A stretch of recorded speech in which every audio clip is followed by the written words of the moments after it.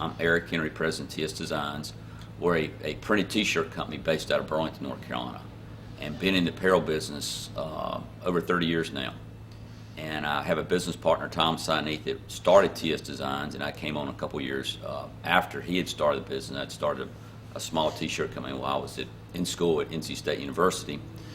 And we had built our business to a very successful contract screen printing company. Well over 100 employees worked at TS Designs, and we did work for the brands, Tommy, Nike, Gap, Polo.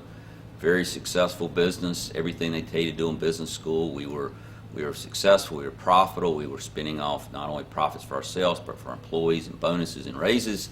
And then in the mid-90s, that thing called NAFTA, North American Free Trade Agreement, hit. Totally destroyed our business. And we went from well over 100 employees to 14 employees.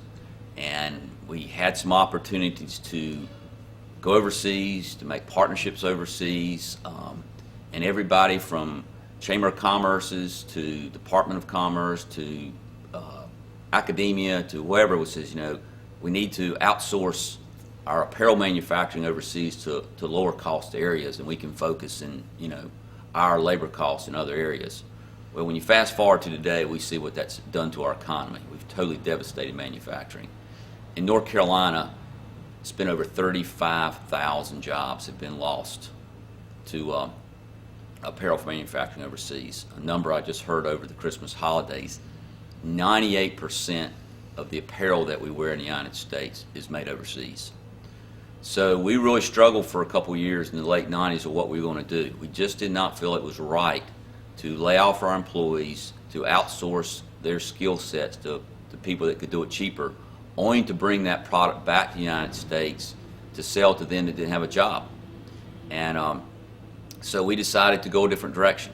We had a good friend of mine, Sam Moore, that was also in the textile business, has moved on. As a matter of fact, had a background in chemistry, later got a PhD in international sustainability.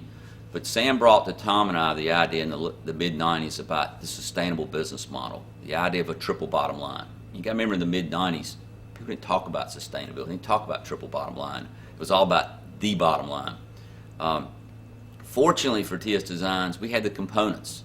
One thing is we've always treated our employees as our most valuable, important asset as a company. We've had health care benefits, we've had retirement benefits.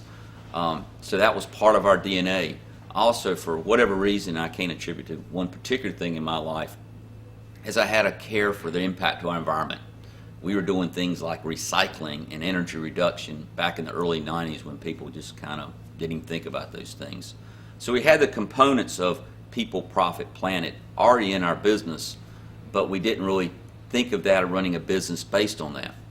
So after spending about a year talking to folks like Ray Anderson, Paul Hawkins, Amory Lovins, traveling the country, reading books, going to presentations, we came back and changed the mission of TS Designs. The mission of TS Designs is to be a successful company while simultaneously looking after the people, the planet, and profits, i.e. the triple bottom line.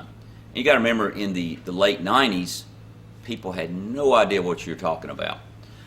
So we started that journey, and the way I like to look at sustainability, it is a journey, not a destination.